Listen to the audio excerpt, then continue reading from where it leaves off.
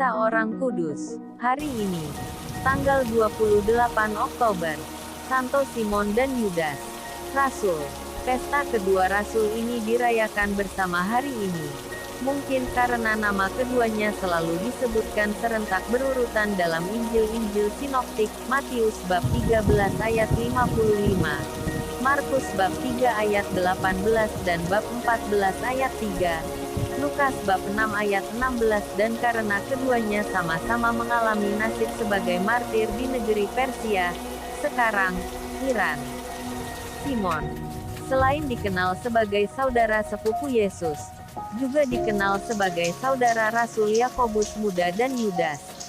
Matius bab 13 ayat 55. Ia dijuluki si Zelot, yang berarti yang rajin, yang meluap semangatnya dalam mempelajari dan menaati hukum Taurat Yahudi.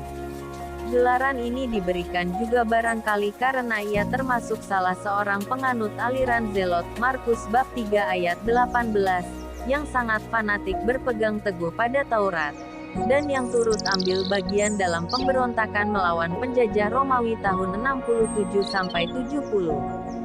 Ia orang Kanaan yang dipanggil Yesus menjadi rasulnya. Kisah hidupnya dan karyanya sebagai rasul sama sekali tidak dicantumkan di dalam Injil-Injil, kecuali pencantuman namanya. Kita mengetahui sedikit tentang dia dalam tradisi-tradisi kuno.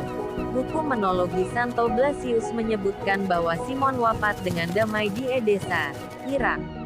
Dalam tradisi barat yang tertera di dalam liturgi Romawi, disebutkan bahwa ia pernah mewartakan Injil di Mesir, kemudian bergabung dengan Yudas pergi ke Mesopotamia, dan dari sana mereka pergi sebagai misionaris ke negeri Persia Iran, hingga menemui ajalnya sebagai martir bersama Yudas. Tradisi lain menyebutkan bahwa setelah saudaranya Yakobus, uskup Yerusalem dibunuh, rasul lain memilih dia menggantikan Yakobus. Ia memegang jabatan uskup pada tahun 62 hingga kematiannya sebagai martir, ketika terjadi penganiayaan umat Kristen pada masa pemerintahan Kaisar Trajanus pada tahun 107. Yudas yang disebut juga Tadeus yang berarti yang berani, adalah saudara Rasul Yakobus Muda. Tidak diketahui bagaimana dan kapan Yesus memanggilnya menjadi rasul. Tradisi mengakui dia sebagai penulis surat Yudas, yang berisi dorongan semangat dan peneguhan kepada umat Kristen, yang berada dalam krisis akhlak pada masa itu. Namun hal ini masih dipersoalkan oleh banyak ahli modern, mengingat Yudas bukanlah seorang yang terdidik baik, sehingga mampu menulis sebaik itu. Mungkin ia menyuruh orang lain menuliskannya. Namanya dimunculkan dalam Injil Yohanes, pada waktu Yesus mengadakan perjamuan terakhir. Dialah yang bertanya kepada Yesus, "Tuhan, apakah sebabnya maka Engkau menyatakan dirimu kepada kami, dan bukan kepada dunia?" Jawab Yesus, "Jika seseorang mengasihi aku, ia akan menuruti firman-Ku, dan Bapa-Ku akan mengasihi dia, dan kami akan datang kepadanya dan diam bersama-sama dengan dia." Yohanes bab 14 ayat 22 dan 23. Setelah kenaikan Yesus, tak ada cerita kitab suci tentang karya Yudas.